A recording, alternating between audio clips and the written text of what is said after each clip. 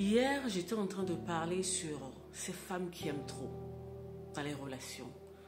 Après, j'ai parlé un peu aussi de la dépendance affective. Aujourd'hui, j'aimerais aller encore plus loin. Aujourd'hui, on va parler au fait de ces personnes. Parce qu'il faut savoir que le comportement d'une personne, en bien ou en mal, vient de quelque part. Et aujourd'hui, je veux m'arrêter au fait sur un point. La comparaison dans la famille. Les parents qui comparent les enfants entre eux. Dans une fratrie, ça peut même dans la grande famille où les parents de la famille au fait s'amusent à comparer les enfants entre eux. Pourquoi tu n'es pas comme ta cousine? Ta cousine est plus jolie que toi. Pourquoi toi tu es noir comme ça? L'autre elle est claire. Oh l'autre il est intelligent. Toi tu es moins intelligent. Oh l'autre est mince. Oh toi tu es plus grosse. Ainsi de suite au fait. Autant de choses que nos parents ont fait pendant très longtemps dans l'enfance. Pour certains, ils le font de façon, voilà, juste comme ça en fait. Mais ça laisse des traces en fait, ça laisse des cicatrices. C'est pour ça que moi, en tant que maman, je fais très attention à ce que je dis à mes enfants.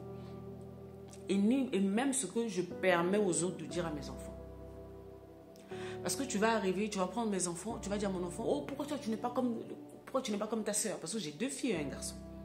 Oh, pourquoi tu n'es pas comme ceci? Oh, pourquoi tu n'es pas comme cela? Moi-même, leur maman, je ne me permets pas en fait de les comparer entre eux. Parce que je sais ce que ça produit. C'est comme ça qu'on se retrouve avec des fratries. Le jour où ils grandissent et les parents ne sont plus là, c'est la guerre ouverte. Pourtant, ils sont sortis au fait du même ventre. On se pose la question, mais pourquoi ils en arrivent au fait à ce genre d'extrémité? Parce que les parents ont semé de mauvaises choses pendant des années. Les parents les ont comparés. Les parents, en fait, ont eu le chouchou dans la famille, ainsi de suite. Maintenant, à l'âge adulte, ces enfants qui ont subi la comparaison, à l'âge adulte, qu'est-ce qui se passe en fait? Il y a le complexe. Il y a des complexes en fait qui s'installent.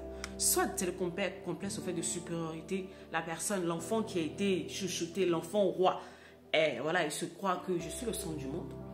Et puis on a l'autre qui a toujours été brimé, qu'on n'a jamais considéré, mais cet enfant en fait qui va devenir adulte va avoir une mauvaise estime de sa personne. Et ça va se répercuter dans leur relation. Il suffit juste, tu peux me dire que ce n'est pas vrai. Il suffit juste que tu regardes tes relations, la manière dont tu interagis avec les autres au quotidien, dans ta vie amoureuse, dans tes relations amicales, même au travail. Regarde bien. Ça vient de quelque part, des choses que tu as subies. Et souvent, c'est depuis l'enfant, depuis la maison. On a semé, et maintenant ça a germé, ça te cause des problèmes. C'est pour ça que je te dis que non, tu dois prendre le temps de guérir. Vous ne voulez pas guérir. Vous ne voulez pas guérir. Vous traînez ces choses de relation en relation. Malheureusement, personne ne peut venir combler ce genre de vide à l'intérieur de vous. Vous devez vous asseoir pour réparer ces choses vous-même. Et les parents, arrêtez. Surtout notre génération, arrêtez de comparer les enfants entre eux. Tu peux même avoir même des jumeaux ou des jumelles. Chacune d'elles, au fait, est unique. Même les jumelles, tu vois, souvent on dit il y a les faux jumeaux, il y a les vrais jumeaux. Même les vrais jumeaux là, ils ont toujours quelque chose qui les différencie en fait. Donc vous ne pouvez pas comparer un enfant à un autre. Vous cassez l'un en fait. Vous cassez les enfants. Et après on se trouve avec des adultes complètement brisés dans la société, avec toutes les conséquences que ça induit. N'oubliez pas de repartager cette vidéo. Bye bye.